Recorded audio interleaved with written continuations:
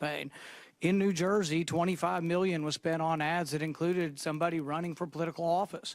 You think there might be a conflict of interest there. You know, that's a real problem. And that's why when people who are trying to do good and trying to use taxpayers' money wisely, they're offended to see our money spent on political ads. You know, that's just offensive. All right, that's Rand Paul speaking yesterday, speaking yesterday at a hearing. Welcome back to the Steve Malzberg Show. He was also on with us yesterday, and he called Christie a federal money grabber and said he would have problems winning in the Republican primaries. Joining us right now is a columnist for the Star-Ledger in New Jersey, Paul Mulshine. Hello, Paul. How are you? Hey, how you doing? Good to talk to you again. It's been a long time. All right, so you wrote a piece. After Tuesday, it's time for the Tea Party to leave. Why would Chris Christie's victory be any kind of omen or for the Tea Party? Well, I didn't think it was his victory. I thought it was Ken Cuccinelli's loss because the government shutdown just killed him. And Steve Lonigan, who was running for the special election for Senate here, which he lost, he blames it on the shutdown. He was getting great traction against Cory Booker, exposing him as Cory as kind of just a personality and not a real mayor. And then he said his canvassers, when they started calling, even Republicans were hanging up on them because they were upset about the shutdown. And you know, the shutdown was just a bad tactic. I mean, when you go into a war, you have to have an exit strategy. You have to know how you're going to come out of it. You don't begin something on October 1st and then on October 16th, which, by the way, was the exact day that Steve was defeated, give it up. And if you think about it, if they had not done that, the entire first 2 weeks of October would have been occupied with headlines about the Obamacare disastrous rollout. We would have had nothing but that. Steve would have been killing Cory Booker on that. Cuccinelli would have been killing what's his name, Terry McAuliffe, that inside the Beltway hack. And both those guys would have won. Instead, they stepped on their own headlines. The whole Tea Party influenced fringe of the party stepped on their own headlines there, made themselves the story when the story should have been the Obamacare rollout.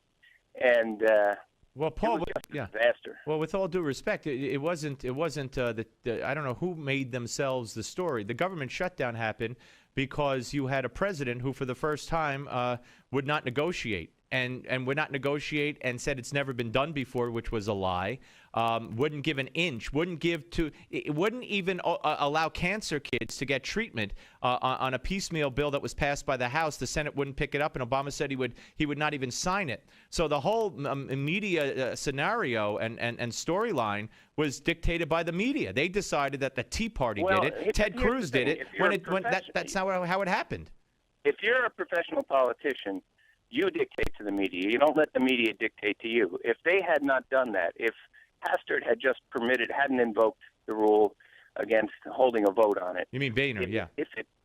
Boehner, I'm sorry. Boehner, the Hastert rule, I'm sorry. Right, yeah, Boehner hadn't imposed the Hastert rule. If he just let the whole House vote on it, it would have been a non-issue, and all we would have been reading about in the media was the bungled rollout of Obamacare, which was an absolute disaster. And if you're a professional politician, you pick your battles, you pick your headlines. You don't let the media pick your headlines.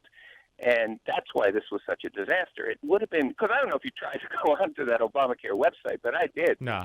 All you got was a blue screen. Yeah, well, of course days. it's a disaster. But, I mean, yesterday Kathleen Sebelius testified that convicted felons could be looking at your Social Security number. And I heard barely any mainstream media people even mention that story. So you're assuming that they would have trashed Obama and trashed Obama. They definitely would have trashed Obamacare because there would have been no other story. Well, look, the mayor of Toronto might have done crack again. That's all CNN talked about yesterday. Hey, listen, Paul, I want to ask you about something else you wrote, though. The Tea Party's objections to Obamacare as socialized medicine weren't based on principle. They were based on on naked self-interest. This new government program threatened to cut into the benefits they received from the old government program. If the Tea Partiers were truly opposed to socialized medicine, they would have urged Republicans in Congress to fund Medicare. I mean, but let's take the first part. I don't understand what I mean. Look at what this is going to be. Everyone's going to lose their insurance. Everyone's going to pay more. Medicare is a single-payer socialized medicine system. Obamacare was invented by Romney, who got it from the Heritage Foundation, who got it from the guy who lives across the street from my brother in Washington. But that's not the point. Butler. But that's not the point. People don't want the government. Whatever happened to Massachusetts happened to Massachusetts. People don't want the federal government telling them, what kind of insurance they have to have and pay for, telling their doctors what they could treat them for, having rationing. I mean, the whole thing is socialized medicine. It's a communist dream. So I mean, to say that they were insincere by and the Tea Party was defending Medicare. I mean, you can't, unless you want to be a total hypocrite, you can't say Medicare is good and Obamacare is bad. You just can't say it. Social Security has problems too. Paul Ryan has a very good plan to Paul Ryan has a great plan to impose some market principles in Medicare. Everyone else is afraid to touch it because the Tea Party people, all they talked about, and I was at a lot of these rallies, was how Obamacare was going to take money from Medicare. Well, it should, because Medicare is a welfare program. There's no getting around it. It's a big, giant welfare program. The recipients pay maybe 1/10 the cost of it.